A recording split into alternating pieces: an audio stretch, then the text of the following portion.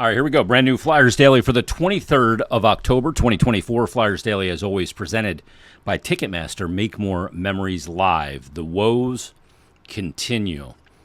Flyers will be back at it tonight in D.C., the second half of this home and home with the Caps. 7:30 tonight.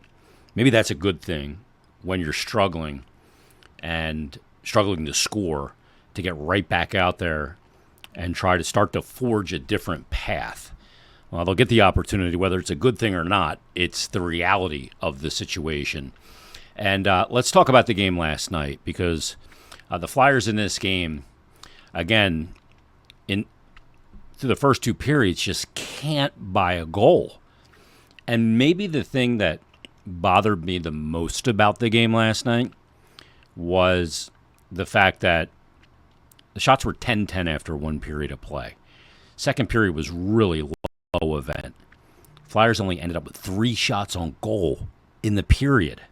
Yeah, they had some blocked. Yeah, they shot some wide, but only 3 shots on goal.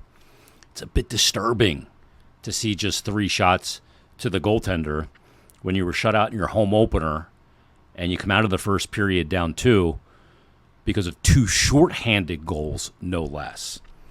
Flyers did cut the lead in half in the third when Travis Sanheim scored, but they barely had any time to even get acclimated to being within a goal, because about a minute 4 later it was when John Carlson scored. Flyers scored 34 seconds in on Sanheim's goal. Then at 1:38, John Carlson scored, and right back where you started. Caps up 2 goals again. Let's go to the first period first, though. Well, look, shots first. 29-18 in favor of the Caps. Just 18 shots on goal. For a team that's struggling to score, you can't only get 18 shots on goal. First shorthanded goal comes 3:49 in. Nick Dowd is able to get in and beat Sam Ersson, and that puts the Caps up 1-0. Dowd, real nice move to get to his backhand, but just too many odd breaks tonight, especially on the power play. Like, that's one of those things that shouldn't happen. At 15:07, Andrew Mangiapane picks up a shorthanded goal, and the Caps go up 2-0. This is one that's along the left boards, and Bobby Brink and Yegor Zamula are pretty close to each other. Brink a couple feet inside the zone, Zamula at the blue line. Kind of redundant, though, with 2 guys there, and Brink kind of whiffs on a pass, and it ends up springing the Caps the other way. Mangiapane, with the shot, is able to go high blocker and beat Sam Ersson. And now it's 2-0 in favor of the Caps.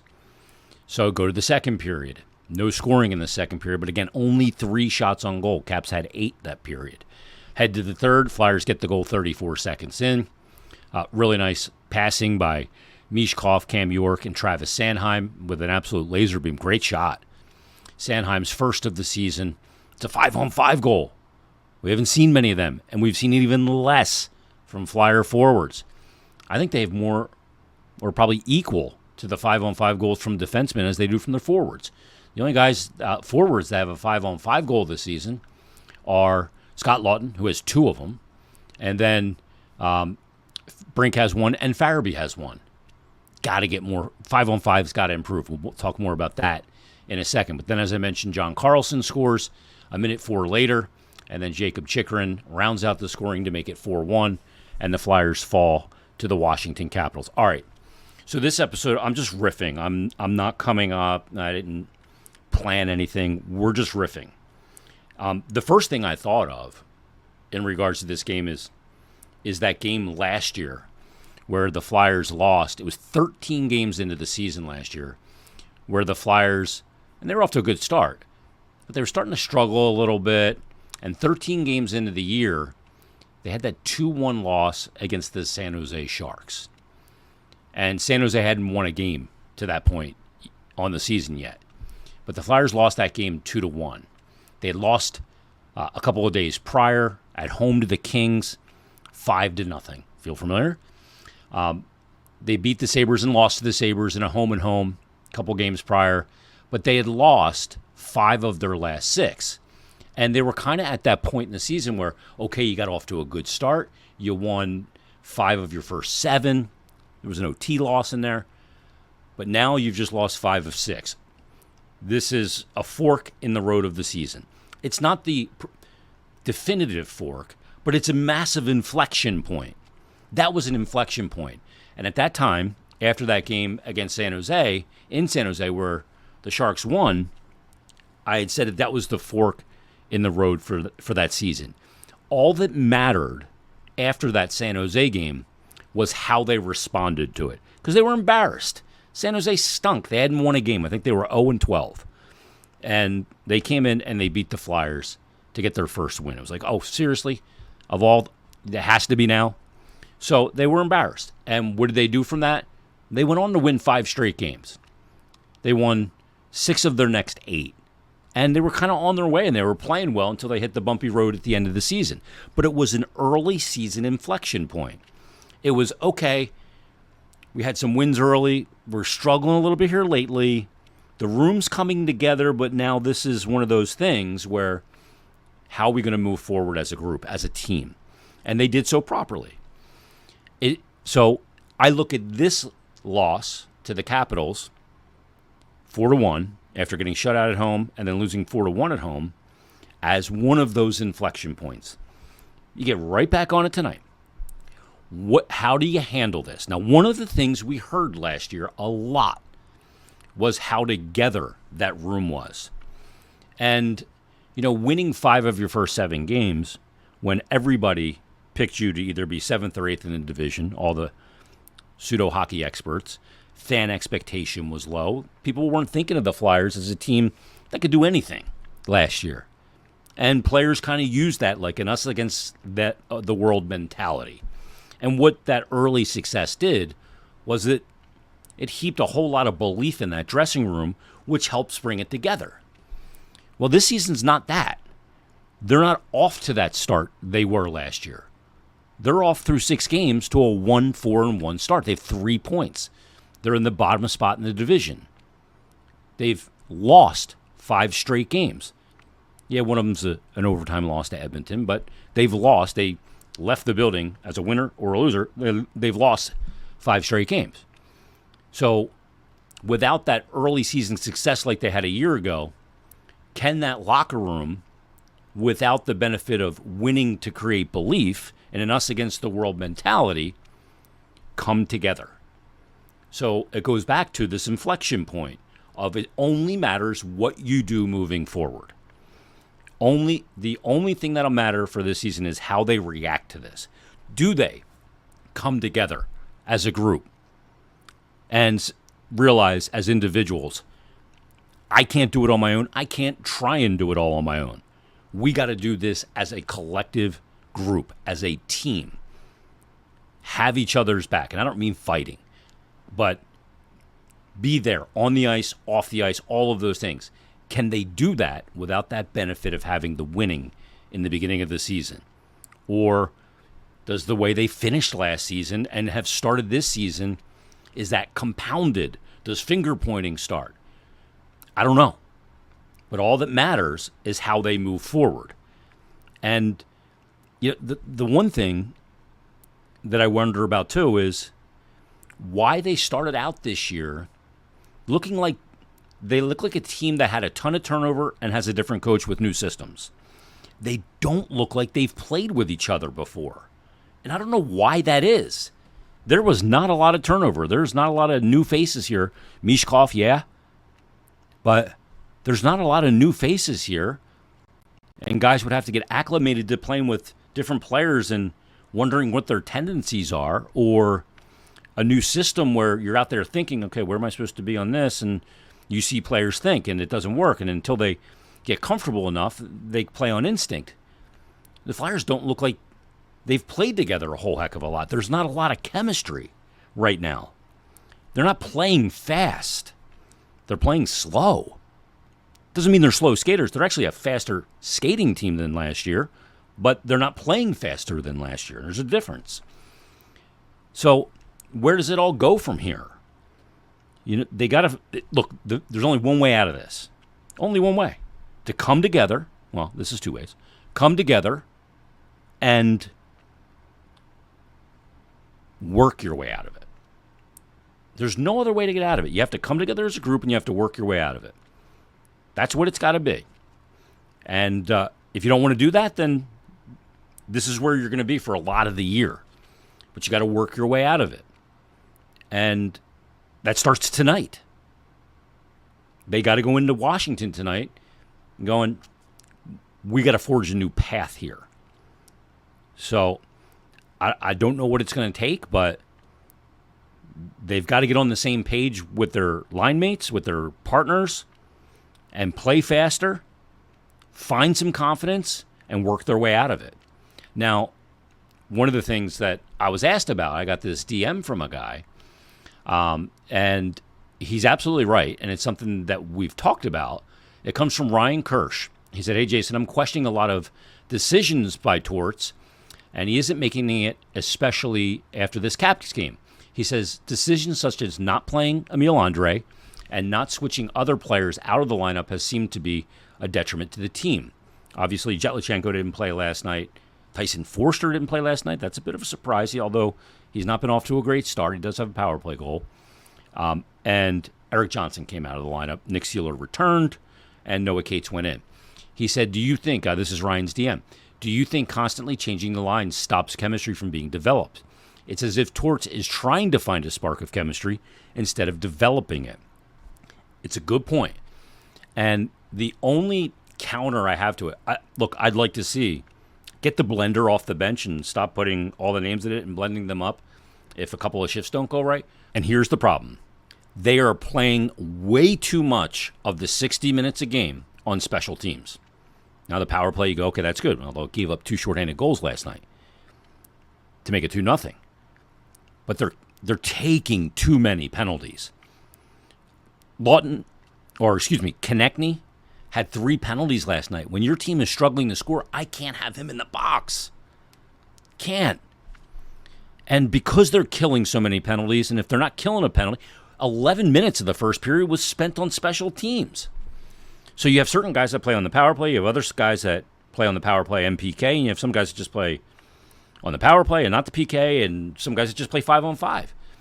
And when you're constantly killing penalties or you're on the power play, certain members of certain lines are out there, and other guys are just sitting around for 11 minutes of the period. It's bananas. So you have to juggle them in those situations. But if you're in a prolonged period where it's 5-on-5, and usually 5-on-5 is the majority of the game. I mean, like I said, 11, more than half the time in the first period was on special teams. You got to develop some chemistry. You have to let that chemistry, like Ryan said, develop. It just doesn't happen like that sometimes. Sometimes those players got to develop it. So, yeah, I do agree that they need to do that, but they also need to stay out of the box. Now, the PK was good last night. PK was very good. 5 for 5. Did a good job. Power play, gave up 2 goals. So you almost don't even know what to say when the power play is off to a great start and it gives up 2 shorties. PP2 was out there for both of them. What kind of change are we going to see there? Now, Ryan also brought up Emil Andre. And I had gotten another question about Emil Andre as well. From one of our emailers, Bob Haynes. He said, why don't they put Emil Andre in? Was it Bob that said? Yeah, Andre says, Zamula looks lost. He needs to sit a bit. Give Andre a chance. Nobody will claim him. He means nobody will claim Zamula. So he's saying send Zamula down to the Phantoms and recall Emil Andre. Andre's not here anymore. They did send him back. And it does leave them a little small in the back end for a team that's already getting pushed around a little bit. I know Delarier came in and got in that fight in the beginning of the game, but, I mean, he barely played in the game. He didn't play a ton of minutes in the hockey game. The only player that, I mean, Brink didn't play a whole lot of minutes either, but he still played more than Delarier. Brink ended up playing 8:57. He was benched. I think Morgan Frost might have been benched to start the first 7 or 8 minutes of the third period. He only played 13:54. But Nick Delarier only played 6 minutes in a second in this hockey game. Sean Couturier, back in the middle. I thought Couturier was effective in the game. I'll be honest, I thought he moved as well as he's moved all year. He played 17:43, got some power play time, minute 56, 3:16 of shorthanded time, I didn't think it was a bad game from Couturier. But it'll be some interesting lineup decisions going into that game tonight. Does Forster draw back in? Does Lachenko draw back in? Does Cates stay in? Who comes out? Does Brink sit? Does all these decisions? We'll see what happens tonight. I got this other DM from a guy, S. Devlin. He said, "Hey, Jason, been listening to the show for a few years now. From the Philly area, but now live in Milwaukee. Is it fair to say that some forwards may be trying to match the speed of Michkov, and that is resulting in the rushed blind passes? There is a new element on the ice this year. Probably takes time to adjust." And my response to that was, I don't think so, because I don't think Michkov is a player that is a high, transition player. He doesn't predicate his game on flying up the ice. To me, Michkov's a player that likes to play in small areas, slow things down, and kind of wow you. He's more in that, and I'm not comparing him because these two players are insane, and we'll see if he gets there, but he attacks the game more like a Kucherov or a Panarin, and not like a Pavel Bure or Sergei Fedorov, to use fellow countrymen as kind of a comparison. He's more kind of crafty than a player that just uses his blinding speed. So, no, I don't think that's it. I think there's got to be chemistry issues, and I think Michkov needs to adjust now. We saw him come in the beginning of the year, have some good success, and to me, as soon as you get some games on tape, other coaches, their advanced scout team is going to look at everything and say, here's the way we can mitigate what he does. And to me, what other teams have done is just take all of his time and space away as quickly as you can. Not let him dazzle with his hands and how silky he is. So they're just getting on him right away. And this is what the NHL is going to be for Michkov. It's what it is for every player. You come in, you may have some success right away, and then teams figure out how to clamp down on what you're doing, and you've got to adjust. And then you got to adjust again and adjust more and just that's what it's going to be. And Michkov's got to realize, okay, they're taking my time away. How do I free myself up again? Is it by being less of a kind of stationary player and more mobility and moving around the zone and doing those things, finding different areas to kind of attack as well? He'll figure it out because he's an elite offensive player. But that's part of the cat and mouse game that players in development have to do. That's just part of the deal. So we'll see how that goes. I got another DM. My DMs were blowing up last night from Biscuits and Gravy. I like both. He says, "Hi, Jason. Hope you're having a nice evening. I wanted to DM you because I was thinking about what you said maybe a couple episodes ago about what happens to a team in front of a struggling goalie. That if you can't trust the guy in the net to have your back, you don't play with as much freedom and you might be able to otherwise. And that the pressure to be perfect mounts and gets worse and results actually in more mistakes and bad results." He said, "In defensive version, I was wondering if this is something that is applicable to goalie tandems as well. Is a goalie who knows he's currently not just the starter, but potentially the team's only option liable to make more mistakes because of a similar type of pressure?" This is a great question. He said, "While of course it's still early in the season, if it does turn out that Fedotov or Kolosov or McAnemy can't hack it, what do you think is the best path forward for Ersson and the team that doesn't put him in the same position he was in last year? Thanks in advance, G." Awesome question. And boy, it's a really good one, because if the starting goalie knows that the coaches don't have a lot of faith in the backup, what does that do to the mentality of the starter? And double that with this.